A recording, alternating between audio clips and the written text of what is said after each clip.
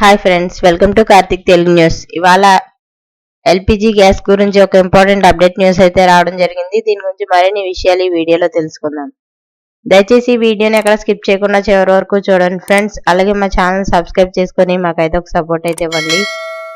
వివరాల్లోకి వెళ్ళినట్లయితే, సామాన్య ప్రజల జీవన వ్యయానికి మరో ఎదురు దెబ్బ తగిలింది. గృహ అవసరాలకు వినియోగించే వంట గ్యాస్ సిలిండర్ ధరను కేంద్ర ప్రభుత్వం ఒకసారిగా 50 రూపాయల మేర పెంచింది. ఈ పెరిగిన ధరలు మంగళవారం నుంచే దేశవ్యాప్తంగా అమల్లోకి వచ్చాయి. ఈ నిర్ణయం తెలంగాణ రాష్ట్రంలోని సామాన్య వినియోగదారులపై, రాష్ట్ర ప్రభుత్వంపై కలిపి ప్రతి నెల భారీ ఆర్థిక భారాన్ని మోపనుంది. అలాగే తెలంగాణ రాష్ట్రంలో గ్యాస్ వినియోగం గణనీయంగా ఉంది. అంచనాల ప్రకారం రాష్ట్రంలోని వినియోగదారులు ప్రతి నెల దాదాపు 1 కోటి వరకు వంట గ్యాస్ సిలిండర్లను కొనుగోలు చేస్తున్నారు.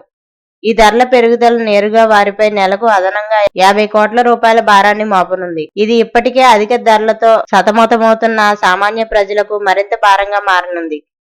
మరోవైపు తెలంగాణ రాష్ట్ర ప్రభుత్వం ప్రతిష్టాత్మకంగా అమలు చేస్తున్న మహాలక్ష్మి పథకం ఈ ధరల పెరుగుదల కారణంగా అదనపు ఆర్థిక భారాన్ని ఎదుర్కొనుంది. ఈ పథకం కింద రాష్ట్రంలో దాదాపు 42.90 లక్షల మంది లబ్ధిదారులకు ప్రభుత్వం కేవలం 500 రూపాయలకే గ్యాస్ సిలిండర్ను అందిస్తుంది. అలాగే కేంద్రం ధరలు పెంచినప్పటికీ ఈ లబ్ధిదారులకు అదే ధరకు సిలిండర్ను సరఫరా చేస్తామని రాష్ట్ర ప్రభుత్వం ఇప్పటికే హామీ ఇచ్చింది. ఇక దీని ప్రకారం పెరిగిన ఒక్కో సిలిండర్పై 50 రూపాయల చొప్పున రాష్ట్ర ప్రభుత్వం రాయితీ రూపంలో నేరుగా లబ్ధిదారుల ఖాతాల్లో జమ చేయనుంది. ఈ చర్యతో మహాలక్ష్మి పథకం లబ్ధిదారులపై ప్రస్తుత ధరల పెరుగుదల ప్రభావం ఉండదు. అయితే దీనికోసం రాష్ట్ర ప్రభుత్వం ప్రతి నెల అదనంగా 21.45 కోట్ల రూపాయలను భరించాల్సి ఉంటుంది.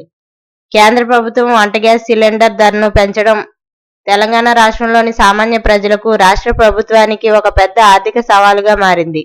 మహాలక్ష్మి పథకం లబ్ధిదారులకు ఊరట లభించినప్పటికీ మెజార్టీ వినియోగదారులు ఈ ధరల పెరుగుదల భారాన్ని మోయాల్సి ఉంటుంది. సో ఫ్రెండ్స్, ఇది update news. Thank you friends. Thanks for watching this video.